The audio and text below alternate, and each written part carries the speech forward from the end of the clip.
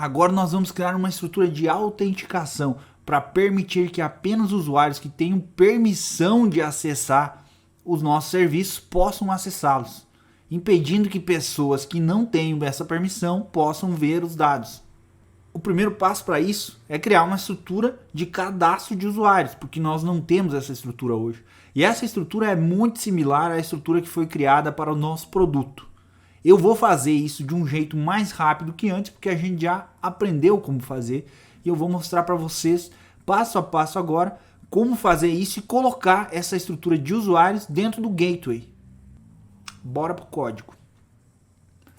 Aqui no gateway nós vamos repetir alguns passos que a gente fez no outro serviço. Em primeiro lugar, vamos adicionar essas libs, a lib do Spring Data JPA e a lib do Postgres. Essas duas dependências precisam ser adicionadas no nosso projeto para que nós possamos utilizar o Spring Data e o Postgres no nosso código.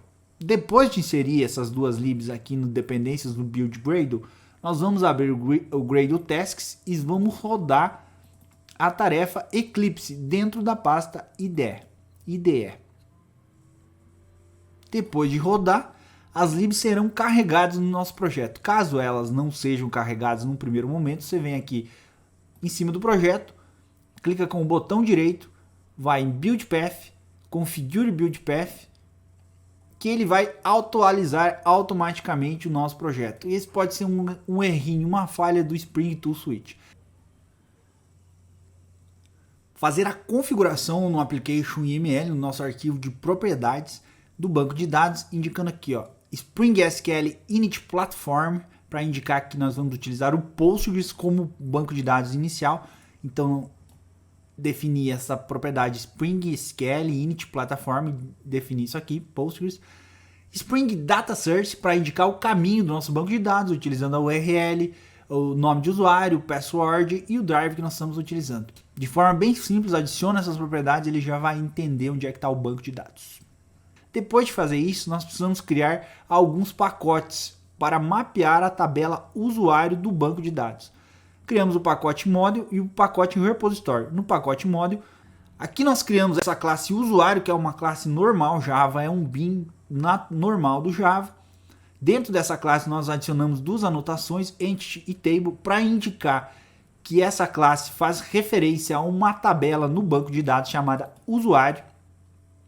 Os atributos adicionados nessa tabela são atributos cujo nome referencia o nome de um campo lá na tabela usuário do banco de dados, no caso o ID, login, senha e perfil. Todos esses campos nós temos na tabela do banco de dados. Na minha chave primária ID, eu vou adicionar uma anotação chamada ID. Eu coloco no próprio ID alguns atributos específicos para ele, como também eu posso não ter nenhum, não preciso ter. E aqui na senha eu coloco um JSON ignore. Por que esse cara está aqui? Esse cara está aqui para que toda vez que eu gerar um JSON e me comunicar através dos web services, eu não envie esse campo. Então a senha nunca será enviada por nenhum web service nosso. O que é muito importante que seja feito para que a nossa senha não vaze e que as pessoas não visualizem ela. E é isso que nós queremos. Adicionando JSON ignore, ele vai ignorar automaticamente. Essa aqui é um mapeamento no nosso tabela usuário. Depois disso, nós criamos uma interface repository para fazer a gestão de toda a tabela usuário. Da mesma forma que foi criado antes, nós vamos vir aqui e adicionar uma anotação @service para que o Spring entenda que esse repositório é um serviço, então ele vai automaticamente controlar a instância desse usuário repository, ele vai controlar com a injeção de dependências dele.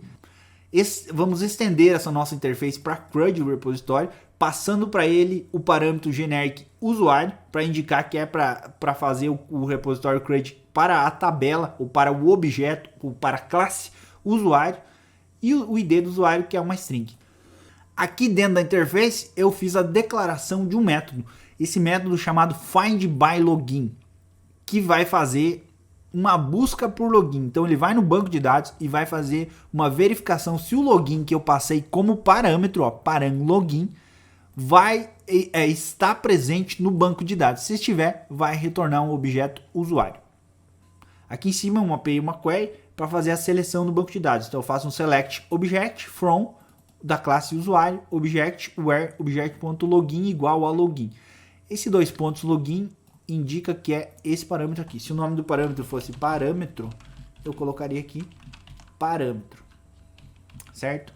De resto, isso aqui não é nome da tabela no banco. Isso aqui é nome da classe, dessa classe aqui, ó. Pode ver que está com maiúsculo. Ponto login é o nome do campo que está aqui. Então tem que fazer referência e tem que verificar que os nomes estão iguais.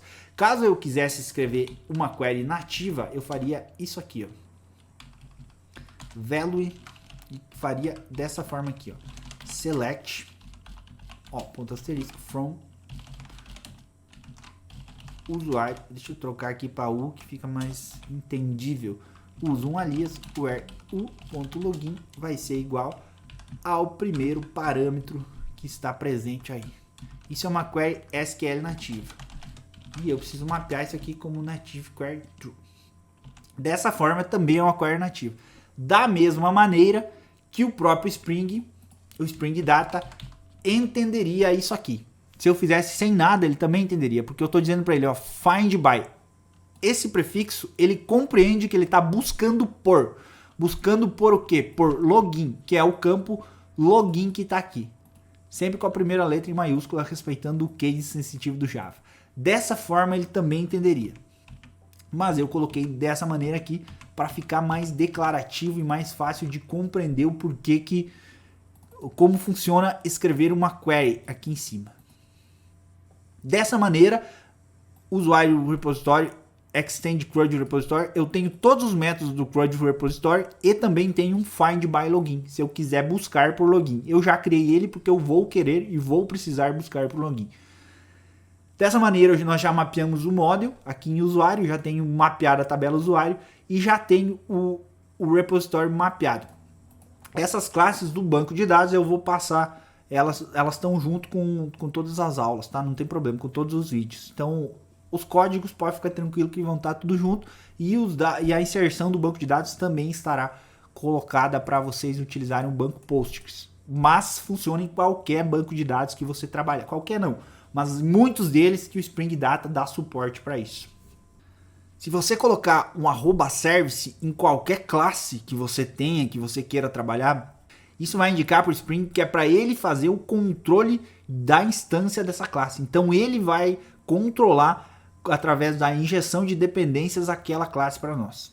Depois disso eu venho aqui em controle e vou criar uma classe, um controller para o meu usuário, e vou criar um REST controller para gerenciar os meus usuários. Aqui o request mapping eu vou chamar ele de usuários, similar ao que eu fiz com produtos, usuários. Vou declarar usuário repository e vou passar ele aqui no construtor da classe. Ele vai automaticamente instanciar isso aqui. O Spring vai fazer isso através da injeção de dependências, porque ele está mapeado aqui como service. Então o Spring vai saber, ó, esse cara sou eu que controlo, então esse cara eu vou criar uma instância singletal. Singletal significa que só vai ter uma instância desse cara em todo a minha aplicação. Vou criar essa instância e vou adicionar essa instância todas as vezes que ele chamar isso aqui no construtor ou que ele chamar isso aqui mapeado como auto-wired. Depois disso eu vou criar um método get para fazer a listagem de todos os meus usuários cadastrados no banco de dados. Vou criar um método post mapping para adicionar os meus usuários no banco de dados. Da mesma maneira que eu fiz no produto, eu vou vir aqui, vou colocar o request body, essa anotação para indicar que ele vai vir no corpo da minha requisição, que esse formulário virá no corpo da requisição. Eu vou criar um formulário para trazer dados na minha requisição. Dentro desse formulário eu vou ter dois campos, um campo login e o campo senha. Vou anotar aqui nos dois campos para indicar que é not blank, que ele não pode ser vazio nem nulo.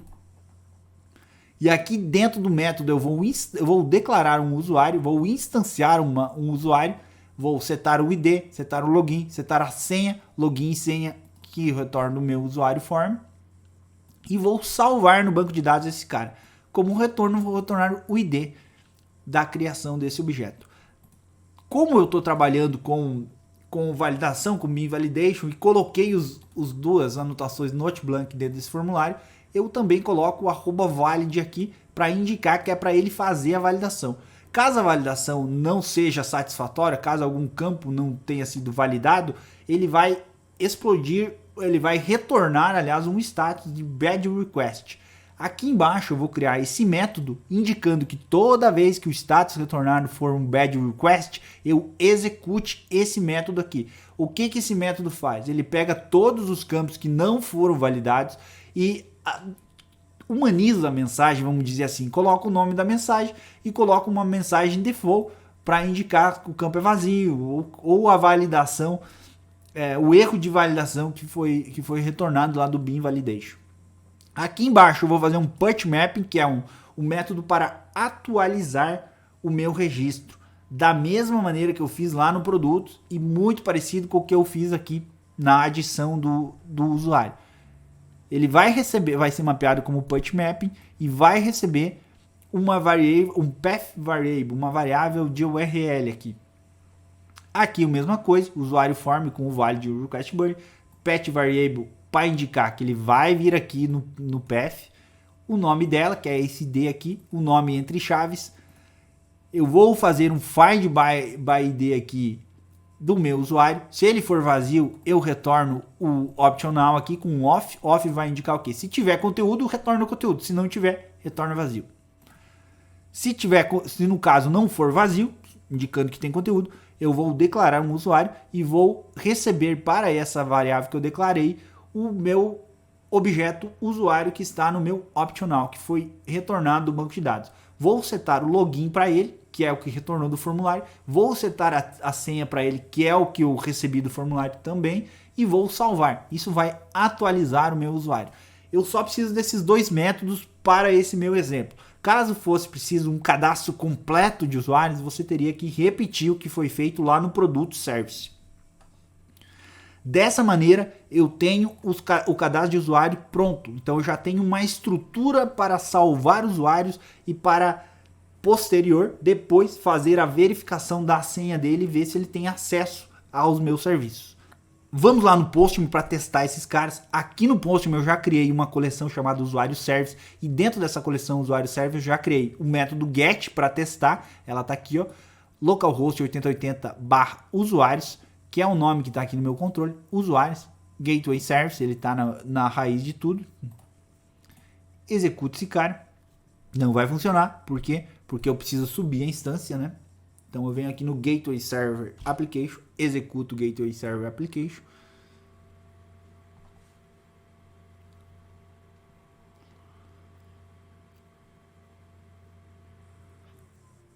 Vou lá no Postman, executo esse cara, vai listar, vai retornar um vetor, né, um array aqui, vazio, porque eu não tenho nenhum usuário.